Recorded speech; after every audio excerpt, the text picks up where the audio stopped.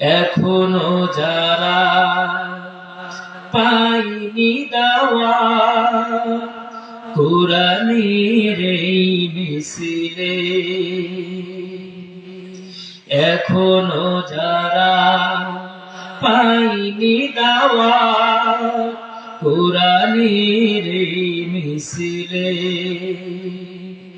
শুনিয়ে দেই জনশত বাণী, পথ বাতলে দেই আমলে, পথ বাতলে দেই আমলে। এখনো যারা পাইনি দাওয়া কোরআনের এই মিছিলে, শুনিয়ে দেই জনশত বাণী, পথ বাতলে দেই আমলে, বলে দেই বুকে টেনে জান্নাতে একাই আমি যাব না তো ভাই, তোমাকেও জান্নাতি দলে নিতে চাই। জান্নাতে একাই আমি যাব না তো ভাই, তোমাকেও জান্নাতি দলে নিতে চাই। সালাতে আসো যদি পতিয়া জানে, জেনে রেখো এলে তুমি ফুল বাগানে। সালাতে আসো যদি পতিয়া জানে, জেনে রেখো এলে তুমি ফুল বাগানে। যে বাগের মসরে কই রোশনাই, শুধু তাই শুধু তাই আহা শুধু তাই, তোমাকেও জান্নাতি দলে নিতে চাই। জান্নাতে একাই আমি যাব না তো ভাই, তোমাকেও জান্নাতি দলে নিতে চাই। লা ইলাহা লা ইলাহা লা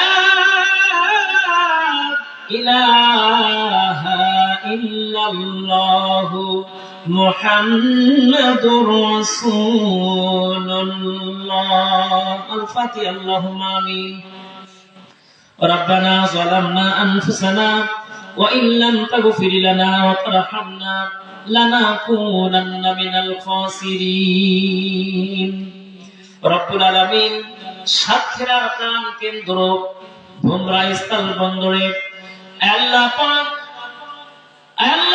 এই মাঠপাড়া যুবক ভাইদের সার্বিক তত্ত্বাবধানে তোমার কোরআনের তাফসীরের মাহফিলে কয়েকবার দরদ ভরা কণ্ঠে দুরূদ ও সালাম পড়ে তোমার আলিশান দরবারে হাত তুলেছি, মেহেরবানি করিয়া দুরূদ ও সালাম টুকুন নবীজির আরওয়ার উপরে পৌঁছায় দাও।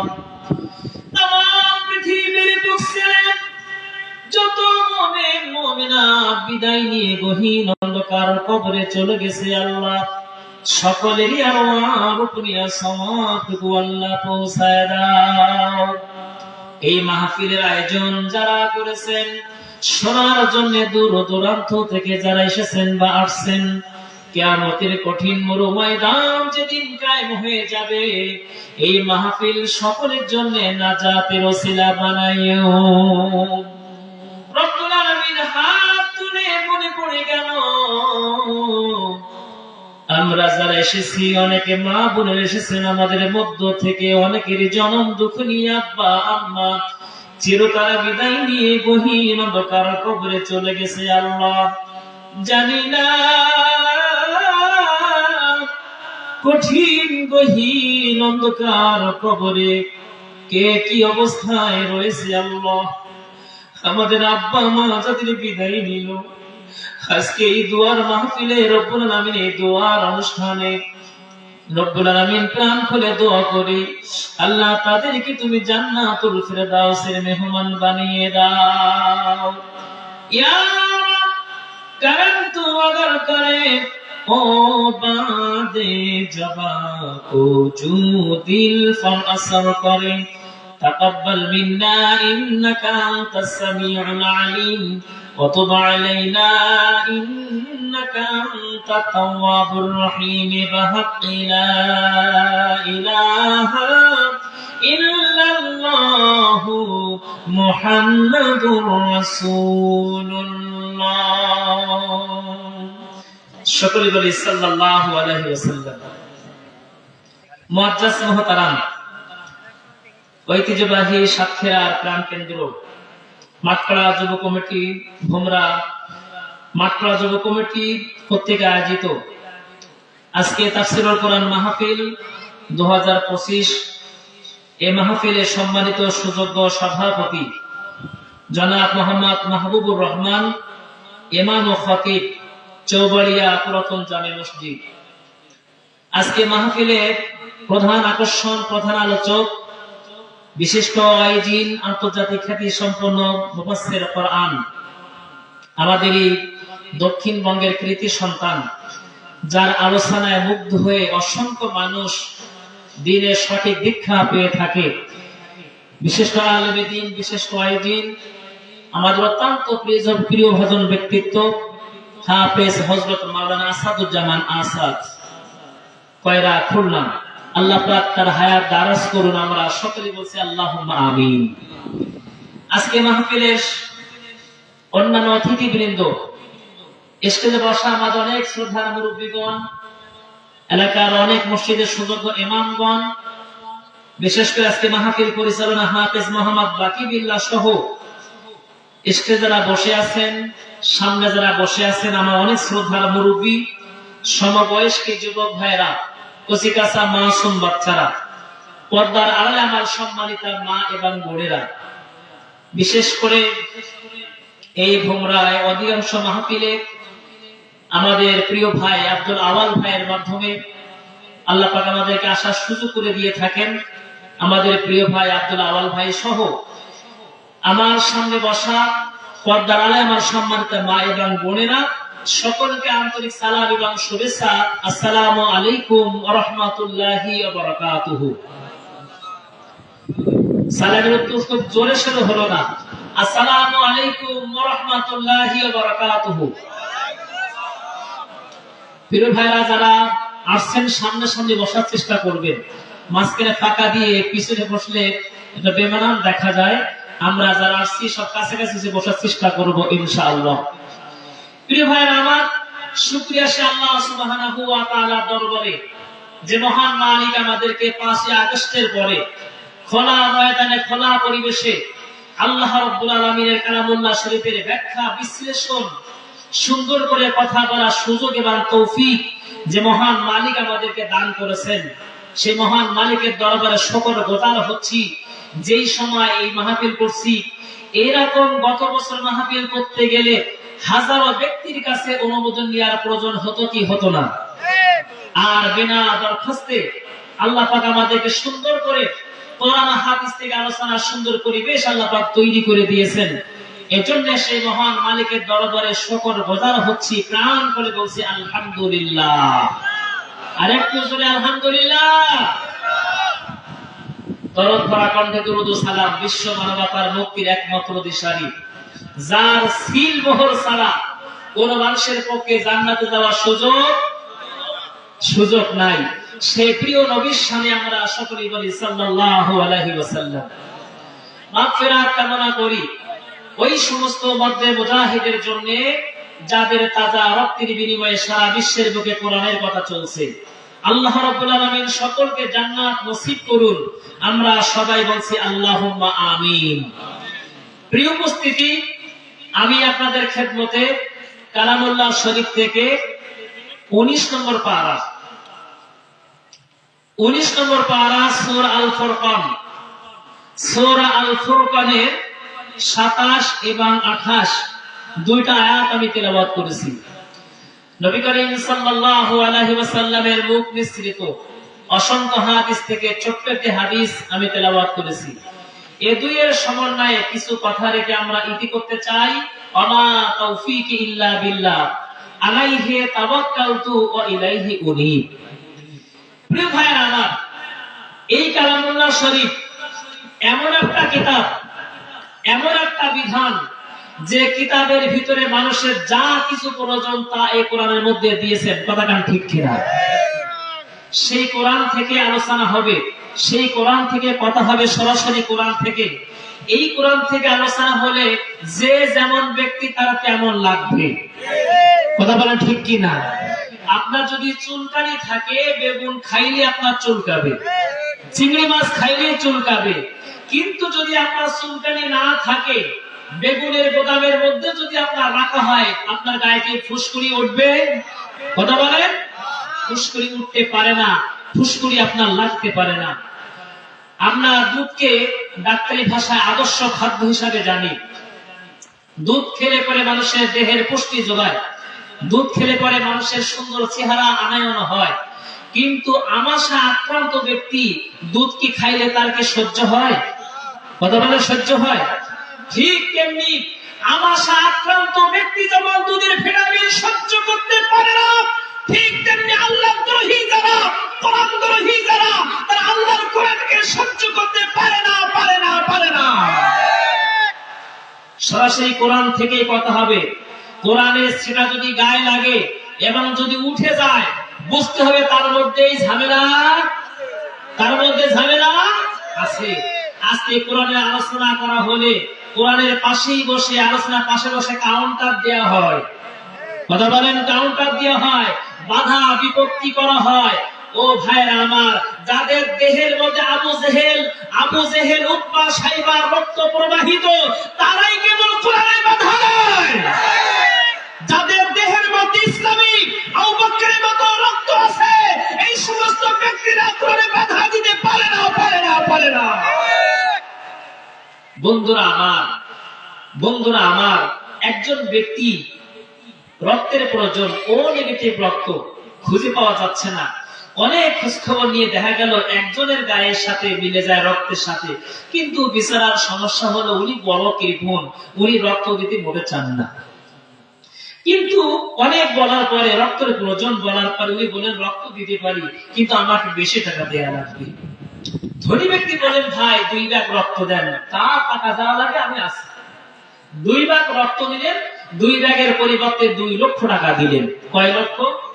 2 লক্ষ টাকা। বকিল ব্যক্তি শুধু মোবাইল নাম্বার দিয়ে রাখছে, ভাই এবার রক্ত যখন লাগবে একটু আগে ফোন করবেন, ফোন করলে আমি হাজির। বড় টাকা পেয়েছি, বেশি টাকা পেয়েছি। এই বেচারা অপেক্ষায় আছে কখন ডাকে। 6 মাস পরে ওই বড় লোকের আবার রক্তের প্রয়োজন হলো। রক্তের প্রয়োজন হওয়ার পরে উনি গেলেন, আরো 2 ভাগ রক্ত দিলেন। 2 ভাগ রক্ত দেওয়ার পরে ওই বেচারা যিনি রক্ত নিলেন, ওনার পকেট থেকে বের করে 20 টাকা দিলেন। কয় টাকা? কয় টাকা? 20 টাকা দিলেন। 20 টাকা, তারপরও সব 2 টাকার নোট, 8 কান ছেঁড়া। কয় কান ছেঁড়া? 8 কান ছেঁড়া। আসলে বাজারে চলেও না। এমন টাকা যখন দিলেন, দেওয়ার পরে উনি চোখ মোটা মোটা তাকাচ্ছেন, চোখ মোটা মোটা তাকাচ্ছেন, আর বলছেন আপনি কি আমার সাথে তামাশা করছেন? আপনি কি আমার সাথে ঠাট্টা বিদ্রুপ করছেন? আপনি গতবার 2 ভাগ রক্ত দিলাম, দেওয়ার পরে 2 লক্ষ টাকা দিলেন। আজকে এই 2 ভাগ রক্ত আমি আবারও দিয়েছি, কিন্তু আপনি তার পরিবর্তে 20 টাকা দিলেন, 20 টাকা দিলেন, তারপর 8 কান ছেঁড়া 2 টাকার নোট। ঠাট্টা করছেন আমার সাথে? বেচারা ওই ব্যক্তি যিনি রক্ত নিয়েছেন, উনি বললেন ভাই রক্ত দেওয়ার আগে আমি ছিলাম ধনী, আমার মন ছিল ধনী, আমার হাত ছিল ধনী, আমার পকেট ছিল ধনী, এই জন্য 2 ভাগের পরিবর্তে তোমাকে 2 লক্ষ টাকা দিয়েছি। কিন্তু তোমার এই রক্ত যেদিন আমার দেহের মধ্যে পড়েছে, ওই দিন থেকে তুমি বখিল। তোমার রক্ত আমার দেহের মধ্যে পড়ার পরে আমি হয়ে গেছি বখিল। এই বখিল হয়ে যাওয়ার পরে আমি তোমাকে 20 টাকা দিয়েছি, মাথায় হাত দাও, কপালে হাত দাও, কপালে হাত দাও। সুতরাং বলতে চাই, যাদের এই কোরআন শুনলে, কোরআন ব্যাখ্যা বিশ্লেষণ করলে গায়ে আগুন ধরে যায়, কোরআনের সঠিক কথা বললে মাথা ঝাঁকি দিয়ে চোখ রাঙিয়ে লাফালাফি করে, বুঝতে হবে আবু জেহেল উতবা সাইবার রোগী রক্ত এদের দেহের মধ্যে প্রবাহিত হচ্ছে। যার কারণে তারা কোরআন শুনলে বাধা দেয়। কথা বলা ঠিক কিনা? চলে আসুন, আর লম্বা করবো না, সরাসরি কোরআন শরীফ থেকে সূরা আল ফুরকান, সূরা আল ফুরকানের 26, 27 এবং 28 নম্বর আয়াতে আল্লাহ রাব্বুল আলামিন এইখানে সুন্দর করে একটা প্রেক্ষাপটের উপরে এই কোরআনের আয়াতগুলো আল্লাহ পাক নাজিল করলেন। প্রিয় ভাইরা আমার, মক্কাতুল মুকাররমা থেকে নবী করিম সাল্লাল্লাহু আলাইহি সাল্লাম যখন দাওয়াতি কাজ শুরু করলেন, উকবা ইবনে আবু মুআইদ উনি যখন বাইরে থেকে সফর করে আসতেন, বাইরে থেকে সফর করে আসার পরে সবাইকে দাওয়াত করে একটা আমেজ অনুষ্ঠান করে সবাইকে তিনি খাওয়াতেন। এই খাওয়ার অনুষ্ঠানে তার এলাকার মধ্যে কোনো নেতা, পাতি নেতা হোক আর ছাতা নেতা হোক, কেউ নেতা বাতার যেতেন না, সকলেই এই দাওয়াতে অংশগ্রহণ করতেন। প্রিয় ভাইরা আমার, সেই দাওয়াত অংশগ্রহণ করার জন্য নবী করিম সাল্লাল্লাহু আলাইহি ওয়াসাল্লামকে দাওয়াত করলেন। দাওয়াত করার পরে বললেন, ইয়া রাসূলুল্লাহ, ইয়া হাবিবাল্লাহ, আপনিও আমার দাওয়াত গ্রহণ করেন, আপনিও আসবেন, আমার দাওয়াত কবুল করবেন, আপনি আমার বাসাতে খাবেন। নবী করিম সাল্লাল্লাহু আলাইহি ওয়াসাল্লাম তিনি বললেন, ইন্নামাল মুশরিকুনা নাজাসুন, নিশ্চয়ই মুশরিকরাই হলো অপবিত্র, সুতরাং আমি নবী হয়ে আমি তোমার বাসায় খেতে পারি না। যদি তুমি স্বীকার করো, কলেমা স্বীকার করো, মুসলিম হও, আমি খেতে পারি, নতুবা খাওয়ার কোনো সুযোগ আমার। উকবা ইবনে আবু মুআইদ উনি বললেন, ঠিক আছে, যদি আপনি আমার বাড়িতে খাওয়ার জন্য ইসলাম গ্রহণ করা লাগে, আমি রাজি আছি, আমি মুসলিম হতে রাজি আছি।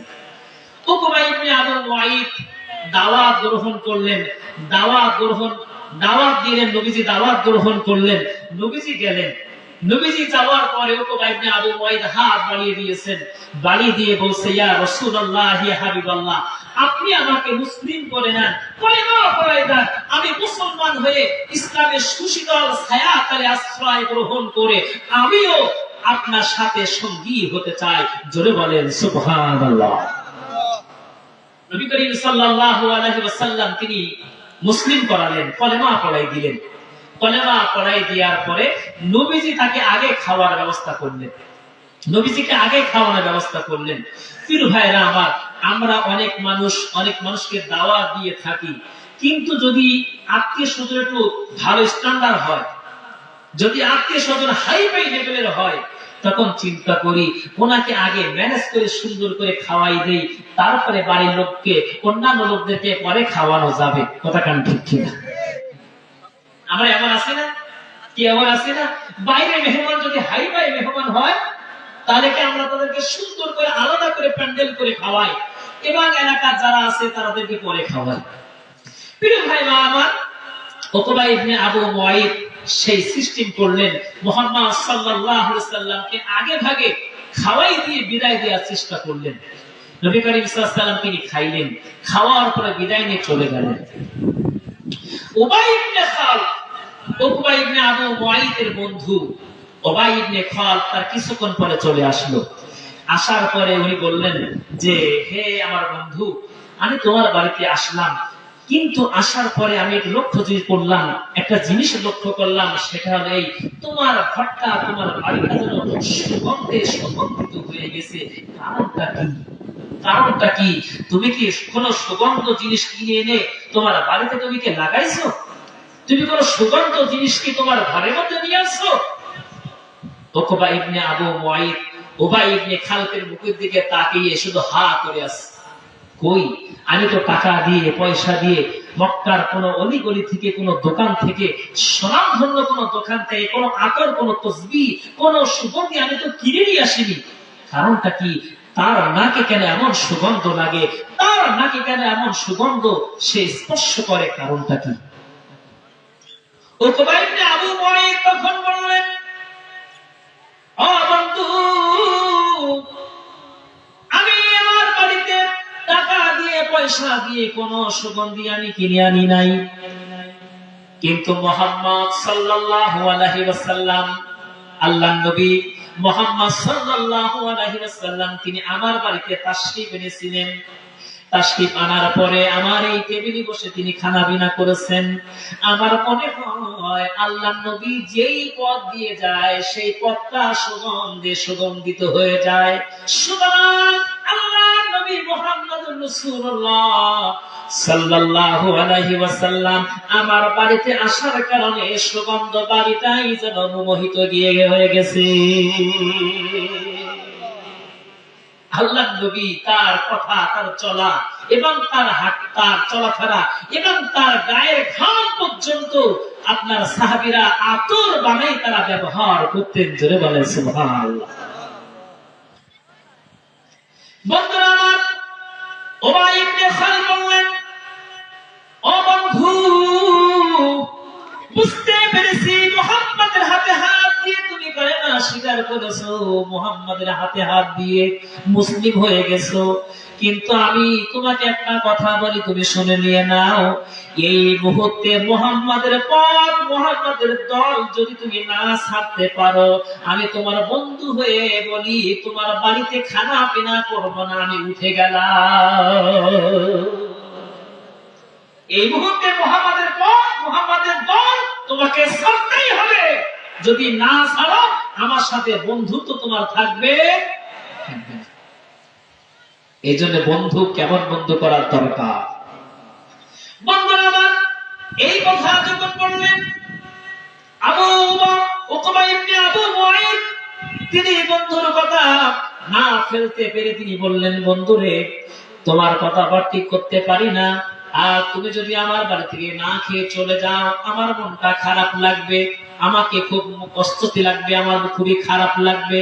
সুতরাং যদি মুহাম্মাদের কলেমা ছাড়তে হয় তোমার খাওয়ানোর কারণে, তোমার সাথে বন্ধুত্ব স্থাপনের কারণে, যদি মুহাম্মাদের দল ছাড়তে হয় দল ছাড়তে রাজি আছি, কিন্তু বন্ধুত্ব আমি নষ্ট করতে রাজি নই।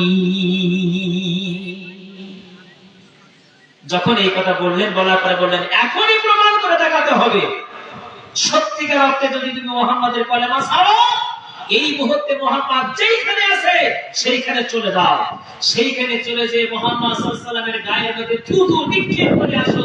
যদি নিক্ষেপ করতে পারো তাহলে আমি তোমার বাড়িতে খাবো, নতুবা চলে গেলাম, রাগ করে চলে গেলাম, তোমার সাথে সম্পর্ক সম্পূর্ণ সেট করে দিলাম। উকবা ইবনে আবু মুআইদ এই কথাটুকু শোনার পরই বললেন, আমি রাজি, আমি রাজি আছি। প্রিয় ভাইরা আমার, এই ধৃষ্টতা দেখানোর জন্য উকবা ইবনে আবু মুআইদ সে কি করলো, মুরতাদ হয়ে যে নবী করিম সাল্লাল্লাহু আলাইহি সাল্লাম যেইখানে বসা সেইখানে যে তার থুতুখানা নিক্ষেপ করে তাকে হেনস্থ করার জন্য চেষ্টা করলেন, কলেমাকে শুনে তার মুখের মধ্যে দিলেন, অর্থাৎ মুসলমানিত্ব সে নিজেকে নষ্ট করে ফেললেন। জোরে জোরে বলেন নাউযুবিল্লাহ। প্রিয় ভাইরা আমার, এই আয়াতটা, এই ঘটনার পরে নবী করিম সাল্লাল্লাহু আলাইহি সাল্লামকে সান্ত্বনা দিয়ে আল্লাহ রাব্বুল আলামিন নাজিল করে বলেন, ওয়ায়াউমা ইয়া'আদ্দুল যালিমু আলা ইয়াদাইহি ইয়াকুলু ইয়া লাইতানি ইত্তাখাযতু মা'আর রাসূল ইত্তাখাযতু মা'আর রাসূল সাবিলা।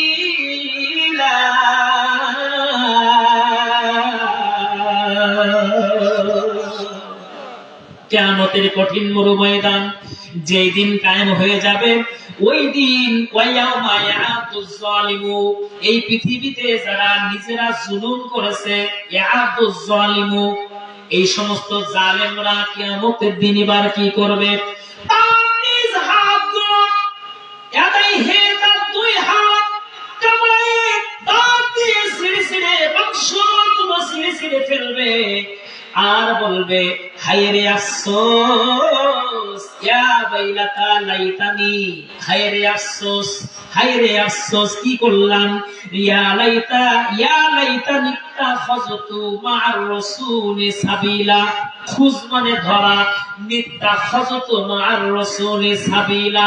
আয় আল্লাহ, কেন কেন কেন আমি দুনিয়াতে রাসূলের পথে আমি চলি নাই। নিজের হাত, নিজের বাহু, নিজের অঙ্গ প্রত্যঙ্গ গুলো কামড়াবে আর বলবে নিত্যা খজতু মার রাসূলে সাবিলা, আমি কেন রাসূলের পথে আমি চলিনি, বুঝ রাসূলের পথ রাসূলের দল আমি কেন ধরিনি। ওই দিন আফসোস করে লাভ আছে? আফসোস করে লাভ আছে? ভাইরা আমার, মার রাসূলে সাবিলা, সাবিল মানে পথ, সাবিল মানে রাস্তা, সাবিল মানে রাস্তা। এখন এই রাস্তা ধরার দরকার মৃত্যুর আগে না মৃত্যুর পরে? কথা বলে, মৃত্যুর আগে না পরে? যখন কান টান সোজা করে দেয়া হয়, কান টান সোজা করে দেওয়ার পরে এবার আমরা যারা নামাজ কালাম পড়ি ওই সময় বলি আল্লাহুম্মা মান আহইয়াইতাহু বিন্না ফাআহইহি আলাল ইসলাম ওয়া মান তাওয়াফাইতাহু বিন্না ফাতাওয়াফাহু আলাল ঈমান। জানাজা যখন লাশ টান সোজা হয়ে যায় ওই সময় আমরা যে বলি কানে হাত দিয়ে আল্লাহু আকবার, সব দোয়া কালাম পড়লাম, সালাম আপনারা প্রথমে আচ্ছা দোয়া কালাম পড়লাম, দুরূদ শরীফ পড়লাম, দোয়া পড়ার পরে শেষের দিকে পড়ি আল্লাহুম্মা গফিরলি হাইয়িনা ওয়া মাইয়িতিনা ওয়া শাহিদিনা ওয়া গায়িবিনা ওয়া সাগীরিনা ওয়া কাবীরিনা ওয়া যাকারিনা ওয়া উনসানা আল্লাহুম্মা মান আহইয়াইতাহু বিন্না ফাআহইহি আলা ইসলাম ওয়া মান তাওয়াফাইতাহু বিন্না ফাতাওয়াফাহু আলাল ঈমান। আল্লাহ যারা বেঁচে আছে, যারা মরে গেছে, হাজির যারা গড় হাজির, মোটামুটি সবাই দোয়া করার পরে শেষের দিকে বলি আল্লাহ যদি আমাদেরকে বাঁচাই রাখো, ফাআহইহি আমাদেরকে যদি বাঁচাই রাখো আলাল ইসলাম আমাদেরকে ইসলামের উপরেই বাঁচাই রেখো। কথা বলেন, বাঁচলে কিসের উপরে বাঁচতে হবে? আরো জোরে, বাঁচলে ইসলামের উপরে বাঁচাও। আর যদি মৃত্যু ঘটাও পরে যদি যায় ফাতাওয়াফাহু আলাল ঈমান, ঈমান দিয়ে আমাদেরকে মৃত্যু দিও। তাহলে বাঁচলে ইসলাম, বাঁচলে কি? বাঁচলে আর বললে ঈমান। এখন আমরা ওই দোয়া করতেছি কানে হাত দিয়ে দোয়া করতেছি। আরো একটু দেখেন, আপনি আমি নামাজ আদায় করি দৈনিক যদি 5 ওয়াক্ত নামাজ হয়, ফরজ নামাজ কয় রাকাত? 17 রাকাত। কয় রাকাত? 17 রাকাত। এরপরে ফজরের সুন্নাত 2 রাকাত, যোহরের সুন্নাত আগে 4 রাকাত, পরে 2 রাকাত, মাগরিবের পরে 2 রাকাত সুন্নাত, ইশার পরে 2 রাকাত সুন্নাত, তারপর 3 রাকাত বেতের। মোটামুটি ফরজ দিয়ে আর সুন্নাত দিয়ে 32 রাকাত নামাজ। আপনি নফলই বাদ দিলে, নফল পড়লেন না পড়লে আপনার ব্যাপার, কিন্তু এই 32 রাকাত নামাজে আপনি আমি কান ধরে বলতেছি আল্লাহু আকবার, প্রথমে বলতেছি আলহামদুলিল্লাহি রাব্বিল আলামিন, আল্লাহ সমস্ত প্রশংসা কার? কথা বলেন কার? আর রহমানির রহিম, তিনি পরম দয়ালু, অসীম দয়াতা এবং দয়ালু। মালিক ইয়াউমিদ্দিন, বিচার দিবসের মালিক। এবার বলতেছি আল্লাহ ইয়্যাকা না'বুদু ওয়া ইয়্যাকা নাস্তাঈন, আল্লাহ আমরা তোমার ইবাদত করি। ইবাদত করি কার? কার সামনে বলতেছি? কার সামনে? আল্লাহর সামনে বলতেছি ইয়্যাকা না'বুদু ওয়া ইয়্যাকা নাস্তাঈন, আল্লাহ তোমার ইবাদত করি, ওয়া ইয়্যাকা নাস্তাঈন তোমার কাছে সাহায্য চাই। ইবাদত করি কার? কবার বলছি কয়বার? 32 বার। ফরজ দিয়ে সুন্নাত দিয়ে 32 বার বলতেছি ইয়্যাকা না'বুদু ওয়া ইয়্যাকা নাস্তাঈন, তোমার ইবাদত করি, তোমার বন্দেগী করি। ইহদিনাস সিরাতাল মুস্তাকিম, আল্লাহ বলেন হে গোলাম বান্দা আমার ইবাদত যদি তুমি করো তাহলে আমি তোমাকে, আমার কাছে সাহায্য তুমি চাচ্ছ, সঠিক পথ চাচ্ছ, আমি তোমাকে সঠিক পথ দেব। সঠিক পথ কি দেব? আল্লাহ পাক বলেন ইহদিনাস সিরাতাল মুস্তাকিম,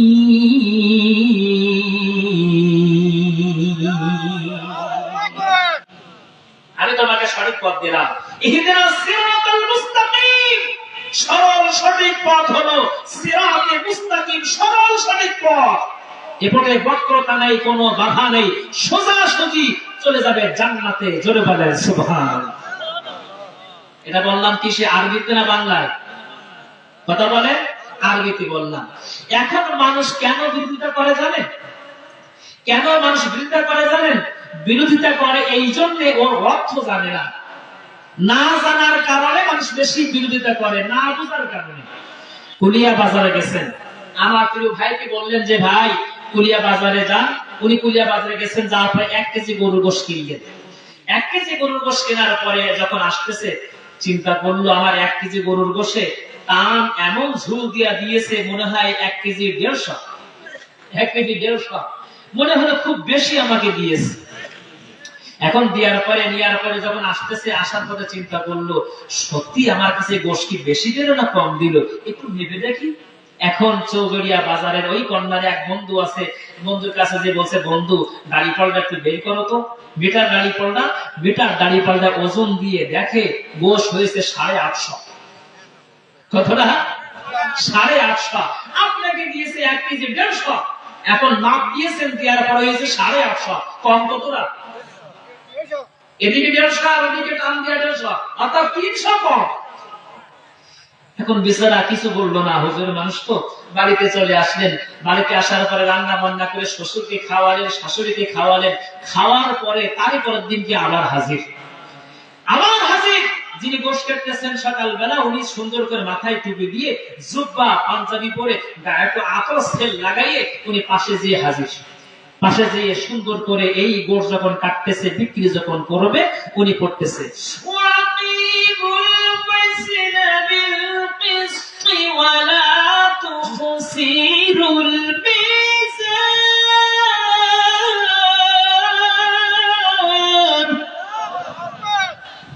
وأقيموا الوزن بالقسط ولا تخسروا الميزان وأقيموا الوزن بالقسط ولا تخسروا الميزان। এরকম করে কোরআন তেলাওয়াত করা শুরু করে দিয়েছে। কোরআন তেলাওয়াত যেই শুরু করেছে, অনেক মানুষ আছে সকালবেলা মাছ বিক্রি করার জন্য, বাগদা বিক্রি করার জন্য কুলিয়ার ওই বাজারে যায়, কুলিয়ার সেটে যায়। 2 কেজি বাগদা বিক্রি করলেন 1600 টাকা। চিন্তা করলেন পেয়াই আসবে আজকে দুপুরবেলা, উনি এবার 800 টাকা দিয়ে কিংবা 750 টাকা দিয়ে গোশ কেনার জন্য ওই গোশের হাপারে, গোশের বাজারে হাজির। এখন যে লক্ষ্য করে দেখছেন হাবেজ সাহেব কত সুন্দর করে তেলাওয়াত করে, কোরআন তেলাওয়াত করে। তেলাওয়াত নিয়ে শুনে চিন্তা করলো নিশ্চয়ই এই গোশালা ভালো করে গোশ বিক্রি করে, কারোর সাথে ঠকায় না, ফাঁকি দেয় না। এখন তেলাওয়াত শোনার পরে পাশে যে প্যাকেট পেতে বলছে আমার 2 কেজি গরুর গোশ দাও। আরেকজন আসলো, সে 1 কেজি, আরেকজন আসলো 2 কেজি। এরকম করে বিক্রি করতে করতে 11টার মধ্যে গরুর গোশ বিক্রি করা শেষ। গরুর গোশ বিক্রি করা শেষ যখন হয়ে গেল, ওই বিক্রেতা অর্থাৎ ওই কোষাগারা চিন্তা করলো আজকে হাবেজ সাহেব হুজুর কত সুন্দর করে শুধু তেলাওয়াত করতেছে, ও আকিমুল ওয়াজনা বিল কিসতি ওয়ালা তুখসিরুল মিজান। শুনে আমার দোকানে ভিড় জমে গেছে, মানুষ পাগল পারা হয়ে আমার দোকানে গোশ 11টার মধ্যে বিক্রি করা শেষ। বন্ধুরা আমার, এবার উনি যখন শেষ করেছেন, গোশ বিক্রি করা হয়ে গেল, তখন ওই বেচারা চিন্তা করলো হুজুর যে আমার দোকানের পাশে কোরআন তেলাওয়াত করলো, কিছু তো দেয়া দরকার। ওরা ওই প্যাকেট থেকে 100 টাকার নোট একটা বের করে দিয়ে বললেন হুজুর আপনি তো ভোমরায় যাবেন, যাওয়ার পথে একটুখানি চা পানি খাবেন, 100 টাকা পকেটে নেন, বাড়ি চলে যান। হুজুর 100 টাকা নিয়ে বাড়িতে চলে আসলো। আসার পরে চৌধুরী হোক আর ভোমরায় হোক, চা খাইলেন কিংবা পান খাইলেন, বাড়িতে চলে গেলেন। দ্বিতীয় দিন, পরের দিন উনি আবার গেছেন। হুজুর মানুষ তো 150 কম দিয়েছে, কিছু তো বলতে পারতেছেন না, 150 কম দিয়েছে, কিছু বলতে পারছে না, মান সম্মানের ব্যাপার। উনি আবার পরের দিন যে বলছে, ও আকিমুল ওয়াজনা বিল কিসতি ওয়ালা তুখসিরুল মিজান। গতদিন বলেছে, আজকে বলছে তোমরা যখন ওজন করবা, ওজনের দাড়ি সমান রাখো, ওজনের দাড়ি কম বেশি করো না। ওয়ালা তুখসিরুল মিজান, এই মিজানের দাড়ি পাল্লা সঠিক ওজন করো, কারো কম দিও না, কারো ঠকাইও না, কম দিও না, ভেজাল দিও না, আর ওজনের দাড়ি পাল্লা সঠিক করো। যেই বলা শুরু করেছে, একবার দুইবার বলার পর ওরা গোশ বিক্রি করা বাদ দিয়ে হুজুরের দিক তাকাচ্ছে মোটা মোটা চোখে, হুজুরের দিক তাকাচ্ছে মোটা মোটা চোখে। কেন তাকাচ্ছেন? হুজুর বলে কি হুজুর বলে কি, যে এই কথা বললেন, বলার সঙ্গে সঙ্গে বলতেছে, হুজুর লাইন সাইজ করে কথা বলেন, ল্যাঙ্গুয়েজ ঠিক করেন, নাকি বলে ল্যাঙ্গুয়েজ ঠিক করেন। হুজুর কোনো কথা না, বলতেই আছে, ওজন সঠিক দাও, ন্যায্য দাঁড়িয়ে ওজন করো, আর ওজনে কম দিও না। যেই এই কথা বললেন, বলার সঙ্গে সঙ্গে সঙ্গে একবার, দুইবার, তিনবার বললো। যখন হুজুর তাও যখন বন্ধ করলো না, বন্ধ না করার পরে ওরা যে কাতারি দিয়ে গোশ কাটতেছিল, ওই গোশ কাটা বাদ দিয়ে কাতারি উঁচু করে বলছে, হুজুর বের হবা না ঠেকাবো, না বের হবা, চলে যাবা। কেন আজকে, কেন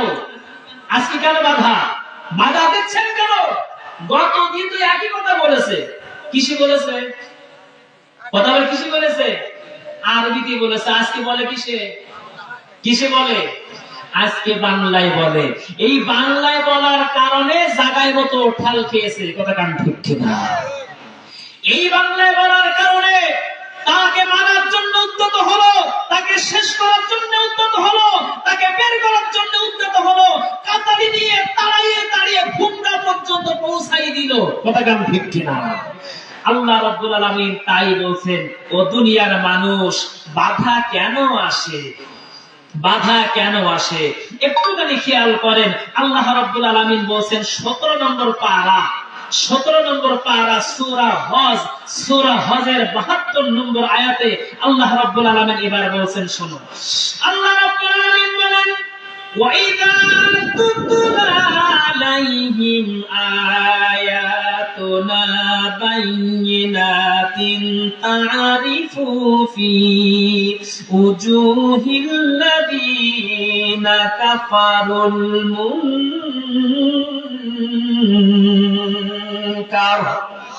আল্লাহু আকবার। আল্লাহ রাব্বুল আলামিন বলেন, ওয়াইদা তুতলা আলাইহিম আয়াতুনা, আর যখন মানুষের সামনে, আর যখন তুতলা আলাইহিম, আমার আয়াতকে মানুষের সামনে খুলে খুলে যখন বলা হয়, খুলে খুলে যখন ব্যাখ্যা বিশ্লেষণ যখন করা হয়, বন্ধুরা আমার, ওই সময় আল্লাহ রাব্বুল আলামিন বলেন, তারিফু, আপনি লক্ষ্য করে দেখবেন, আপনি চিনতে পারবেন তাদেরকে। তারিফু ফি উজুহিল লাযিনা কাফারুল মুনকার যারা, কাফের যারা, বেদিন যারা, আল্লাহর কোরআন সহ্য করতে না পারে যারা, তাদের মুখমণ্ডল গুলো কালো হুতুম পিছার মতন হয়ে যায়। আর আয়াত থেকে বোঝা গেল, কোরআন শুনলে তাদের কাজ হবে, এরা হলো হুতুম পিছার মতো। ঠিক কিনা? কার কথা? আল্লাহর কথা। আমি বানিয়ে বলছি না। সূরা হজ 17 নম্বর পারা, সূরা হজ 72 নম্বর আয়াত। আল্লাহ রাব্বুল আলামিন এরপরে বলেন, শুধু ওরা কালো করে না মুখ, হুতুম বিছার মতো মুখ হয় না, শুধু কালো করে না, এবার কি করে? আল্লাহ রাব্বুল আলামিন বলেন, ইয়াকাদুনা ইয়াসুতুনা বিল্লাযিনা ইয়াতুলুনা আলাইহিম আয়াতিনা।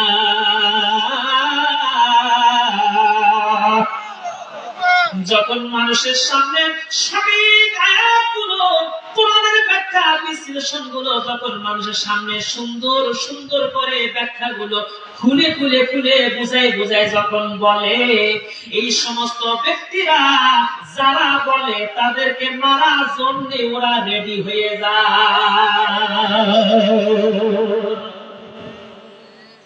হুজুরের মাইক সামনে থেকে ছিঁড়ে যায়। হুজুর আর দরকার নেই, যা বলেছেন। কথা কান ঠিক কিনা? হুজুর সঠিক কথা বলতেছে। হুজুর তাকবীর ধ্বনি যা দিয়েছেন, আল্লাহু আকবার তাকবীর ধ্বনি আর দেওয়া যাবে না। তরবারি নিয়ে, অস্ত্র নিয়ে পায়চারি করে এই টেবিলের উপরে, ওই স্টেজের উপরে। কথা কান ঠিক কিনা? কথা বল ঠিক কিনা? দাও টুডিরা টুমরো। আল্লাহ রাব্বুল আলামিন ধরে না। আল্লাহ যদি ধরে কাউকে ছাড় দেয় না। আব্দুস সাত্তার আজাদি বানিয়ে বলছি না, সরাসরি কোরআন থেকে আয়াত। আল্লাহ রাব্বুল আলামিন এরপরে বলেন, এই সমস্ত কাফেরদেরকে আপনি কিভাবে চিনবেন?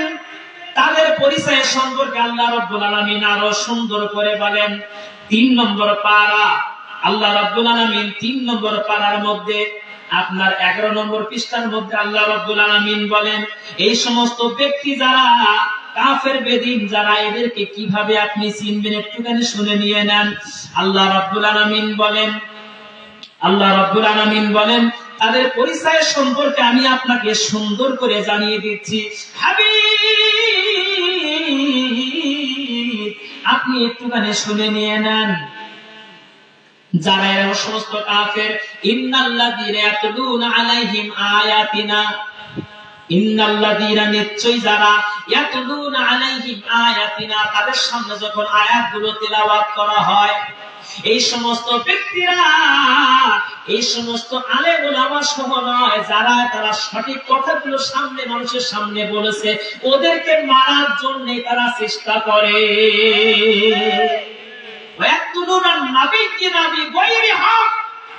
সত্য ব্যক্তি রেখে নবীদেরকে ওরা হত্যা করে।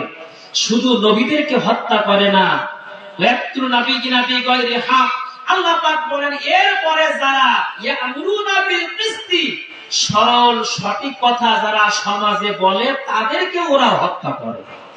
নবীদেরকে তো মারবেই, আর আপনার আমারও সঠিক কথা বললে তাদেরকেও মারবে। এবং এই সমস্ত ব্যক্তিদের সম্পর্কে আল্লাহ রাব্বুল আলামিন আরো বলেন এখন এদের সামনে তোমরা কথা নমনীয়তা ভাবে বলবা না খোলাখুলি ভাবে বলবা।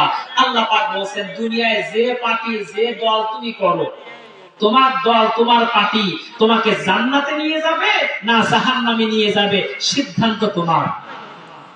আল্লাহ রাব্বুল আলামিন বলেন আফা গায়রা দীনিল্লাহি, আল্লাহ পাক বলেন আফা গায়রা দীনিল্লাহি ইয়াবগুনা ওয়া লাহু আসলামা মান ফিস সামাওয়াতি ওয়াল আরদ, আসমান এবং জমিনের ভিতরে যা কিছু আছে ইচ্ছায় হোক অনিচ্ছায় হোক সবগুলো ইবাদত করে কার? কার ইবাদত করে? আল্লাহর ইবাদত করে। শুধু মানুষকে আমি মানুষকে শুধু আমি অন্যরকম করেছি। মানুষকে আমি ইচ্ছা করলে ফালিউমিউ আমান শাআ ফালইয়াকফুর, ইচ্ছা করলে মানতে পারে, ইচ্ছা করলে ছাড়তে পারে, এই অধিকার আমি মানুষের অন্তরের মধ্যে দিয়েছি। এখন ইসলামে দীনা, তোমার ইসলাম যদি বাদ দিয়ে অন্য কোন মত নিয়ে অন্য কোন পথ নিয়ে যদি তুমি চলো, আল্লাহ পাক বলছেন আমি কিয়ামতের দিন তোমার কাছ থেকে গ্রহণ করব না। মৃত্যুর পরে শুরু হয়ে যাবে তিনটা প্রশ্ন। মান রব্বুক, তোমার রব কে ছিল? রব মানে আল্লাহ, রব মানে প্রতিপালক। আপনি আমি খাওয়াই, আপনার আমার কে খাওয়ায়? এই বাতাস আকাশ জমিন চন্দ্র সূর্য কার? সবকিছু আল্লাহ। আল্লাহ পাক আপনাকে আমাকে খাওয়ায়। এই ধান হয়, ঘেরে মাছ হয়, পুকুরে মাছ হয়, এরপরে গাছে আম হয়, কাঁঠাল হয়, সবকিছু হয়। এই নাজ নিয়ামত আল্লাহ পাক আপনাকে আমাকে খাওয়াচ্ছেন। এখন জমিন হলো কার? জমিন কার? এখন এইখানে হুকুম চলবে আপনার আমার? হুকুম চলবে কার? আল্লাহ পাক বলছেন ইনিল হুকমু ইল্লা লিল্লাহ, জমিন যার হুকুম চলবে, হুকুম চলবে তার। এখন আল্লাহ পাক বলছেন আমার জমিন আমার হুকুম বাদ দিয়ে তুমি যদি অন্য কোন পথ যদি এখানে কায়েম করো, ইকবালু বিনহু, আমি সেইটা তোমার কাছ থেকে গ্রহণ করব না। ভাইরা আমার, আমরা মৃত্যুর পরে তার জন্য পার হয়ে যায়। আহারে লোকটা মারা গেছে, চৌগড়িয়া যাও, ওই খানপুরে যাও, তারপরে ভুমরায় যাও, হুজুর কোন জায়গা আছে, আলেম ওলামা কোন জায়গা আছে, তাদেরকে ডেকে নিয়ে আস। টান সোজা হয়ে গেছে, সোজা হয়ে যাওয়ার পরে চতুর্দিকে গোল ঘেরা হয়ে সবাই হাফেজে কোরআনটা কোরআন তেলাওয়াত করে।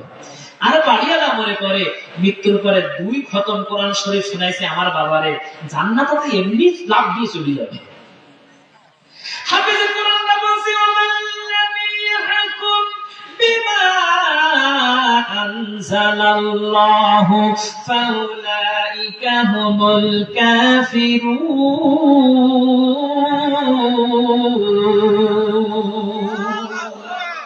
মাথার দিকে একজন বলছে যে এই ব্যক্তি আল্লাহ পাকের দেয়া ফয়সালা অনুযায়ী কোরআন অনুযায়ী সমাজ চালায় না, সে হলো ফাসিক। পিছনের দিকে যে ব্যক্তি আছে হাফেজে কোরআন, ও বলতেছে ওয়ামাল্লাম ইয়াহকুম বিমা আনজালাল্লাহু ফাউলাইকা হুমুজ জালিমুন, যে ব্যক্তি আল্লাহর দেয়া ফয়সালা অনুযায়ী ফয়সালা করে না, সে হলো জালেম। পাশে আরেকজন বলতেছে ওয়ামাল্লাম ইয়াহকুম বিমা আনজালাল্লাহু ফাউলাইকা হুমুল কাফিরুন, যে ব্যক্তি আল্লাহর দেয়া বিধান অনুযায়ী ফয়সালা করে না, সে হলো কাফের। একজন বলছে ফাসিক, একজন বলছে জালেম, আর একজন বলছে কাফের। এখন ওই বিচারা নেতা, ওর যদি শক্তি থাকতো, ওর যদি ক্ষমতা থাকতো, এখন ক্ষমতা নেই, ক্ষমতা যদি থাকতো কাপড়ের ভিতর থেকে হাতখানা বের করে দিয়ে জোরে একটা থাপ্পড় ওই হাফেজে কোরআনের মুখে মারত। কথা বলে ওর মুখে মারত। আমি যদি আল্লাহর হুকুম হাকাম না মানি, আমি কাফের, আমি ফাসিক, ওর মুখে চড় মারত। এখন শক্তি নেই, যার কারণে টান টান সোজা হয়ে গেছে। কথা বলে টান টান সোজা হয়ে গেছে। বন্ধুরা আমার, সাপ আর ব্যাঙের খুবই বন্ধুত্ব। এই বন্ধুত্বের কারণে একই পুকুরে বাস করে। হঠাৎ করে একদিন ব্যাঙ বলছে, বন্ধুরে তোমার গায়ের চক্কর ফক্কর খুব ভালো লাগে, তোমার সুন্দর চেহারা আমার খুব ভালো লাগে, কিন্তু একটা সমস্যা আমার কাছে লাগে, তুমি যখন চলো এরকম বিকি বিকি চলো কেন, সোজাই চলতে পারো না, সোজাই চলতে পারো না। এই কথা যেই বলেছে, বলার সাথেই সাথে ব্যাঙের উপরে সাপ রাগ করে তাড়া শুরু করছে। পুকুরের এই মাথা থেকে ওই মাথা সব জায়গায় যখন ঘোরাঘুরি শেষ, ব্যাঙ চিন্তা করলো পুকুরে থাকার উপায় আর নেই, এখন লাফ দিয়ে উঠছে আপনার ডাঙার উপরে। ডাঙার উপরে লাফ দিয়ে যখন উঠছে, সাপও ব্যাঙকে ধরার জন্য হাজির। সাপ যখন হাজির হয়ে আস্তে আস্তে করে ওই বাড়িওয়ালার যখন উঠানে হাজির হয়ে গেল, উঠানে হাজির হয়ে যাওয়ার পরে বেচারা বাড়িরা চিন্তা করে, ছোট ছোট মাছ পোনা পুকুরে যত ছাড়ি ধরা সাপ সাপ খেয়ে একবার শেষ করে দেয়। জায়গা মতো লাইন মতো পাই না, আজকে জায়গা মতন পেয়ে গেছি। হাত বাড়ি থেকে নিয়ে বের করে নিয়ে এসে এমন ঘা দিয়েছে জায়গা মতো, এক ঘায়ে টান টান সোজা, টানটান সোজা যেই হয়ে গেছে। যাওয়ার পরে অনেকক্ষণ পরে ব্যাঙ লাফাই লাফাই এসে কানে কাছে এসে বলতেছে, বন্ধু ও বন্ধু, সোজা ঠিকই হইলে কিন্তু মরার আগে না, মরার আমাদের যখন কোনো শক্তি থাকে না, বুড়ো হয়ে যায়, তখন হু হু করে কাঁদতে বুড়ো। আহারে কাঁদতো কেন? বলে অন্যায় করতে পারতেছি না, এই জন্য কান্দি। যখন শক্তি ছিল, ক্ষমতা ছিল, সেই শক্তি ক্ষমতা ইসলামের বিরুদ্ধে ব্যয় করেছো। তোমার স্লোগান, তোমার মিছিল, তোমার মিটিং, তোমার একটা কথা ইসলামের জন্য কাজে লাগেনি। এখন তুমি বুড়ো হয়ে গেছো, শক্তি আর নেই, হু করে মসজিদে বসে কান্দো আর তাসবিহ আল্লাহ আল্লাহ করো। কথাটা ঠিক না?